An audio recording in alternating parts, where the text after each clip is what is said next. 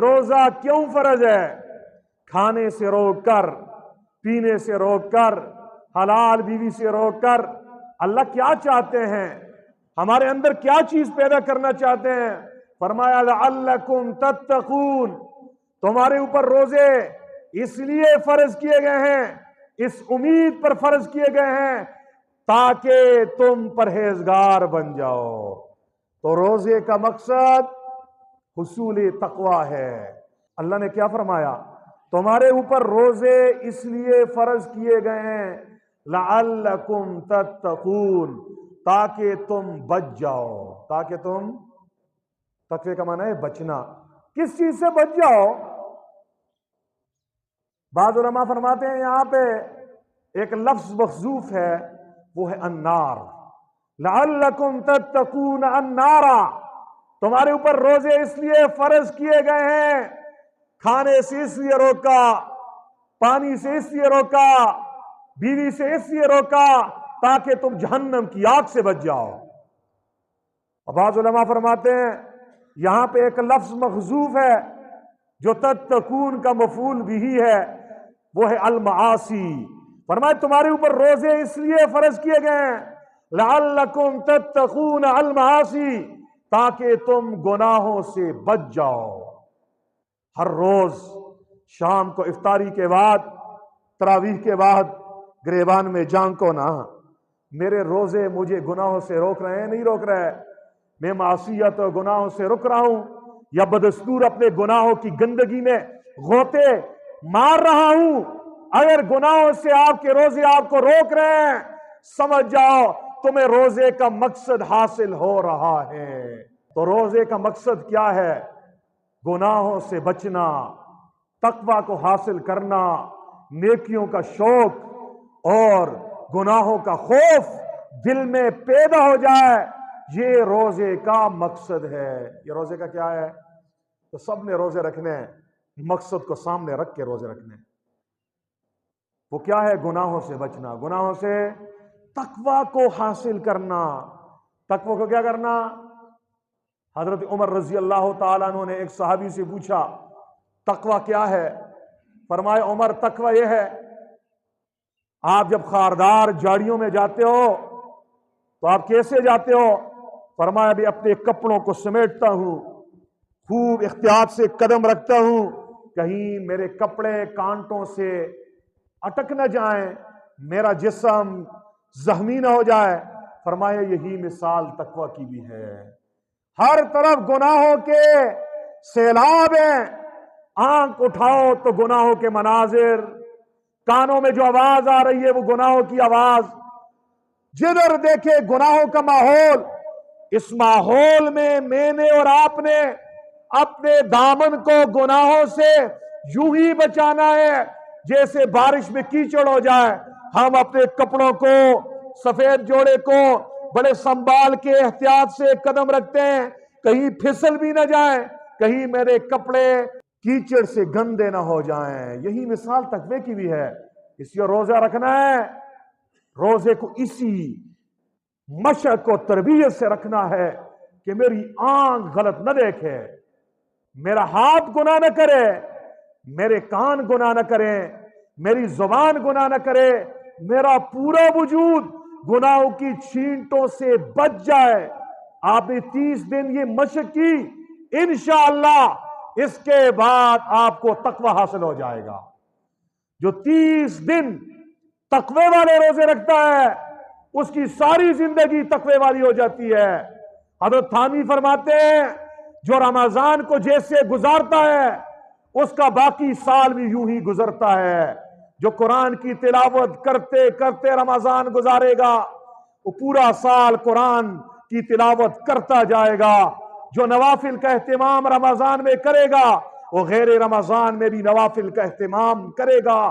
جو رمضان میں تہجد کی پابندی کرے گا اللہ اسے غیر رمضان میں بھی تہجد کی نماز کے لیے اٹھائے گا۔ جو رمضان میں گناہوں سے بچے گا وہ غیر رمضان میں بھی تقوی و طہارت والی زندگی، گناہوں سے بچنے والی زندگی گزار سکے گا۔ اس لیے مسلمانوں تقریریں بڑی سنتے ہو تم، روزے کی یہ فضیلت، یہ فضیلت، یہ فضیلت۔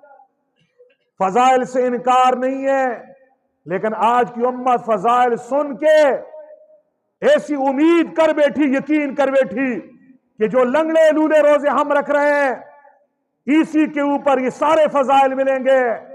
میں بارہا کہتا ہوں یہ وہ روزے نہیں ہیں جن پہ آپ کو وہ فضائل، وہ ثواب اور جنت کے وہ مقام ملے گا۔ ہاں، مقصد سامنے رکھ کے روزے رکھو، وہ ہے تقوی کا حصول۔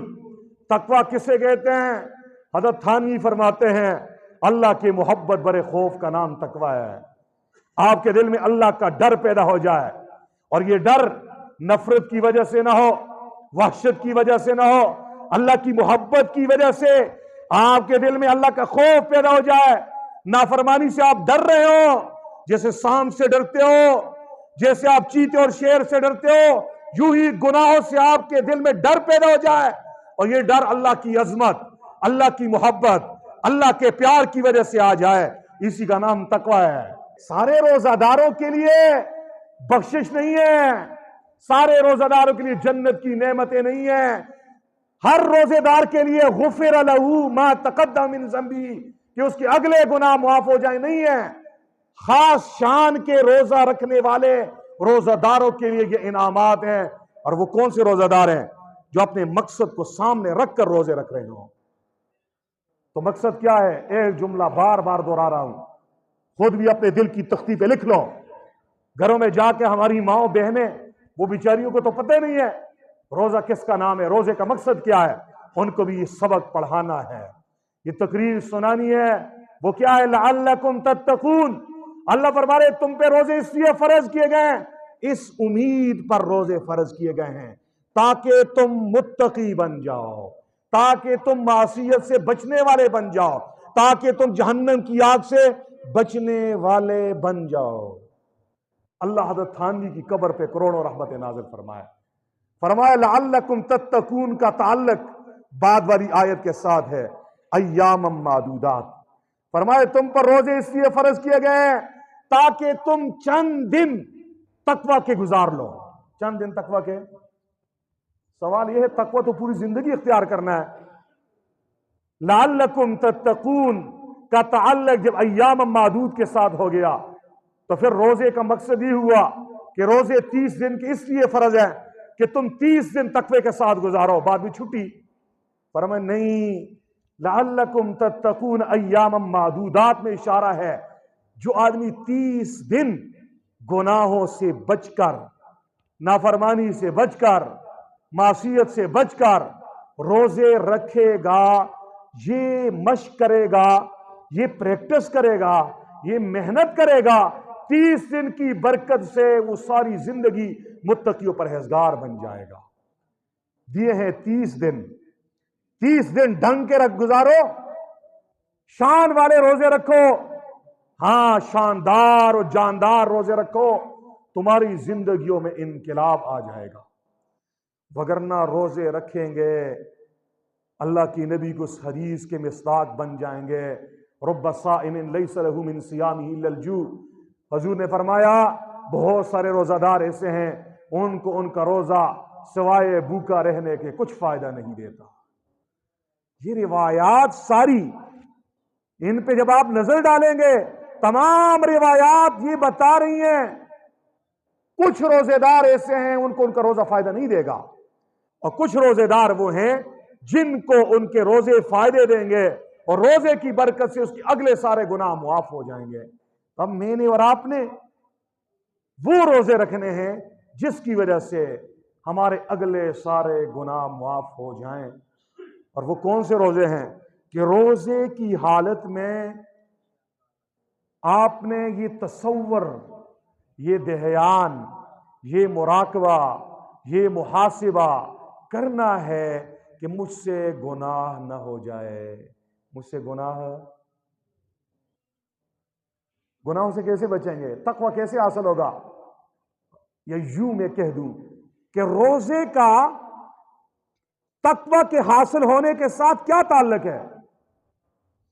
تو جواب یہ ہے کہ جب روزہ دار اللہ کے حکم سے حلال چھوڑتا ہے، حلال کھانا، حلال پینا، حلال بیوی، تو یہ دن کو یہ فکر، یہ مراقبہ، یہ تصور، یہ دہیان اور یہ خیال بھی رکھے، جس رب کے کہنے پر میں نے ساری حلال چیزوں کو چھوڑا، کھانے پینے کو، حلال بیوی کو چھوڑا، تو میں حرام کیوں کروں؟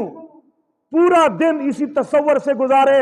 جب اس کا نفس اسے گناہوں کے کچوکے لگائے، نافرمانی کے لیے اسے اٹھائے، تو یہ مراقبہ کرے، میرا اللہ دیکھ رہا ہے، صرف کھانے پہ پابندی نہیں ہے، گناہ تو پوری زندگی گناہوں کا روزہ میں نے رکھنا ہے۔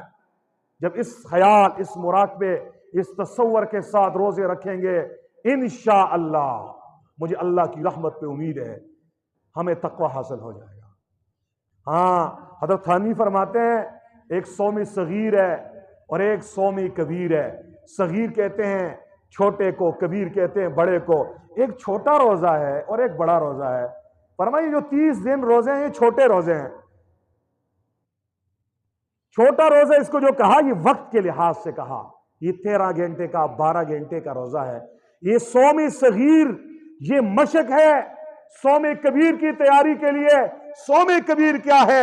پوری زندگی نافرمانیوں سے بچنا ہے میں نے۔ صوم کا معنی ہے رکنا، تو صوم صغیر یہ 30 دن کے روزے یہ مشق ہے کہ میری زندگی کے 60 سال گناہوں سے روزے والے گزر جائیں، گناہوں سے بچ کر گزر جائیں۔ اور یاد رکھو، جیسے اس صوم صغیر کے اختتام پر تم افطار کرتے ہو تو اس وقت تمہیں خوشی ہوتی ہے۔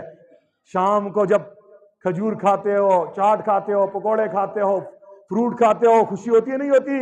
حضور نے فرمایا للصائم فرحتان، روزہ دار کے لیے 2 خوشیاں ہیں، فرحت عند افطارہ وفرحت عند لقاء ربہ۔ ایک خوشی روزہ دار کو افطار کے وقت حاصل ہوتی ہے اور ایک خوشی رب کے ملاقات کے وقت حاصل ہوتی ہے۔ ایک خوشی کا نظارہ ہر شام ہم کرتے ہیں نا، کرتے نہیں کرتے؟ تو جیسے ہر روز کے افطار پر تمہیں خوشی ملتی ہے، یاد رکھو مسلمانوں، صوم صغیر 12 گھنٹے کے روزے کے اختتام پر تم خوشی مناتے ہو، تمہیں خوشی محسوس ہوتی ہے۔ پورا مہینے کے روزے کے افطار پر، عید الفطر والے دن بھی تم فرحت اور مسرت اور خوشی کا ایک سما دیکھتے ہو، ہر آدمی خوش نظر آتا ہے۔ یوں ہی جب تم نے پوری زندگی روزے والی رکھی، جس دن تمہاری روح تمہارے قفس عنصری سے نکلے گی، وہ دن بھی تمہاری خوشی کا ہوگا، اس دن بھی تمہیں وہی لذت ملے گی جو عید والے دن ملتی ہے۔ اسی اللہ والے فرماتے ہیں ہماری عید کا دن وہ دن ہے جس دن ہم رب کو راضی کر کے، نافرمانی چھوڑ کر، اللہ کی رضا والی زندگی لے کر اللہ کے پاس گئے۔ افطاری اللہ کے ہاں ہوگی۔ تو مسلمانوں، یہ 30 دن کے روزے اللہ نے جو فرض کیے ہیں نا، یہ صوم صغیر، یہ 30 دن کے روزے یہ صوم کبیر کی پریکٹس کے ہیں۔ اور صوم صغیر کے بعد افطاری ہے، اور افطاری کے وقت خوشی ہے۔ یوں ہی صوم کبیر پوری زندگی کے روزے، پوری زندگی نافرمانی سے بچ کے جب تم گزارو گے، اس کے بعد جو افطاری ہوگی اللہ کے ہاں، جو اللہ کی ملاقات کے وقت ہوگی، وہ پھر بیان سے باہر ہے۔ یہ تیاری ہے اس ملاقات کی، یہ تیاری ہے اس افطار کی جو اللہ کے ہاں ہوگی۔ اللہ کے اسی روزے اسی فکر کے ساتھ میں نے اور آپ نے رکھنے ہیں، تاکہ اللہ کے نبی نے جو یہ فرمایا من صام رمضان ایمانا واحتسابا غفر له ما تقدم من ذنبه، جس نے رمضان کے روزے رکھے ایمان کے ساتھ، ثواب کی نیت سے، اخلاص کے ساتھ، فرمایا اس کے اگلے سارے گناہ معاف کر دیے جاتے ہیں۔ اللہ ہم سب کو اس طرح کے روزے رکھنے کی توفیق عطا فرمائے۔